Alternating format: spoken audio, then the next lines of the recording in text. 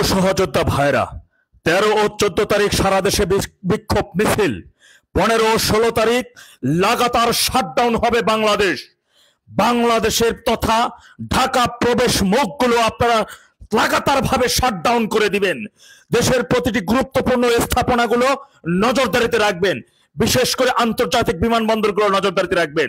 মনে রাখবেন, বাংলাদেশ থেকে বের হয়ে যাওয়ার যতগুলো মুখ আছে, যতগুলো রাস্তা আছে, তার চতুর্দিক দিয়ে ভারত রয়েছে। ভারতে আমাদের অসংখ্য ভাইরা রয়েছে, আমাদের অসংখ্য যোদ্ধারা রয়েছে। ওরা কখনো ওই বর্ডার ক্রস করবে না। ওদের জন্য রয়েছে সমুদ্রের পারগুলোতে আমাদের ভাইয়ের উপস্থিত থাকবে, বাংলাদেশের আপামার সাধারণ জনগণ উপস্থিত থাকবে। সমুদ্রে পাড়ি দিতে গেলেই চুবিয়ে চুবিয়ে একটাকে মারবে। কেউ যেন সমুদ্র পার হবার জন্য নৌকা না পায়। নৌকা ওদের জন্য নয়, নৌকা দেশদ্রোহীদের জন্য হতে পারে না, নৌকা দেশ বিরোধী তথা স্বাধীনতা বিরোধীর জন্য হতে পারে না। উপদেষ্টাদের দিকে নজর রাখুন।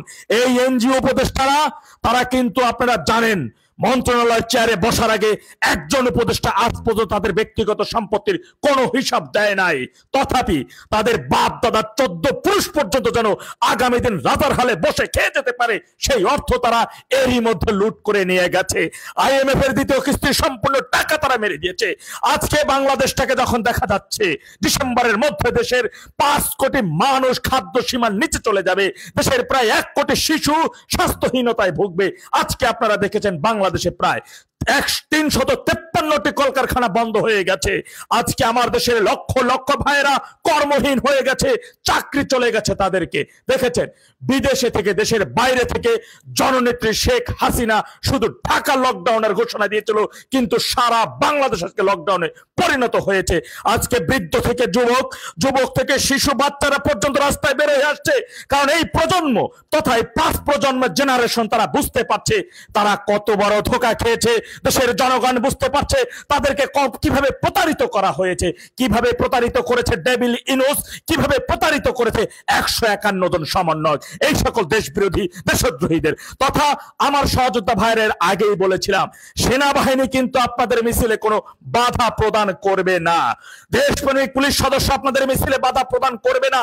তথা দেশ বিরোধী যে সকল পুলিশ সদস্যগুলো রয়েছে, রাজাকারের বাচ্চা যেগুলো রয়েছে, তারাই হয়তো বা আপনাদের সাথে বেশি চমড়ি আচরণ করবে।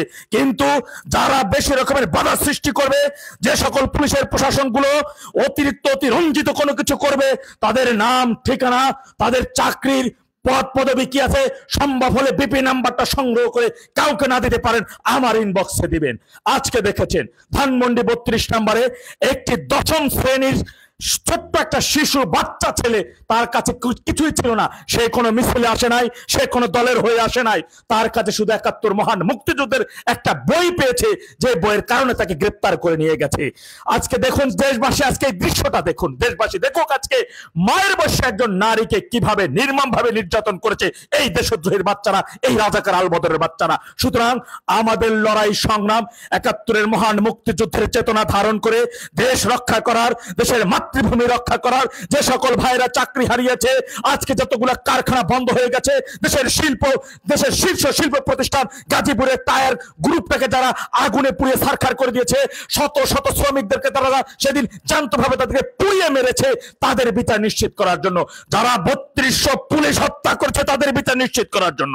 যারা সারা দেশের 460টি থানায় আগুন ধরিয়ে পুড়িয়ে ছারখার করে দিয়েছে, তাদের বিচার নিশ্চিত করার জন্য। সুতরাং লড়াই সংগ্রাম চলতে থাকবে যতক্ষণ পর্যন্ত আমাদের চূড়ান্ত বিজয় না আসবে, যত সময় পর্যন্ত ডেভিল ইনুস সহ ওই সমন্বয় দেশ বিরোধী জঙ্গিদেরকে এই বাংলাদেশ থেকে সারা জীবনের জন্য তাদের অপশন, তাদের চ্যাপ্টার ক্লোজ না হবে, ততদিন পর্যন্ত আমাদের আন্দোলন সংগ্রাম চালিয়ে যেতে হবে। ভাইরা আমার, মনে রাখবেন, আমরা গত 1.5 বছর ধরে ঘরহীন, গৃহহীন, বাড়িহীন, দেশহীন, ভূমিহীন হয়েছি, রক্ত দিয়েছি, একের পর এক মবের শিকার হয়ে মার খেয়েছি, জীবন দিয়েছি। আমরা যারা মরতে জানে তারা কখন হারতে জানে না।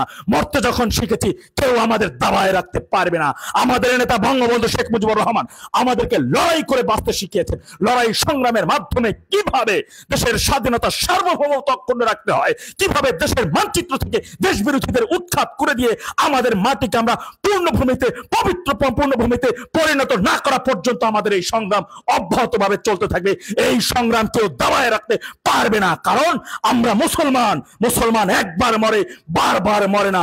যে আন্দোলন সংগ্রাম আমরা শুরু করেছি, সেই আন্দোলন সংগ্রামের মাধ্যমে এই মাতৃ থেকে, এই মানচিত্র থেকে দেশ বিরোধী জঙ্গিদেরকে চিরতরে একেবারে উৎখাত না করা পর্যন্ত এই সংগ্রাম চলতে থাকবে ইনশাআল্লাহ। জয় বাংলা, জয় বঙ্গবন্ধু।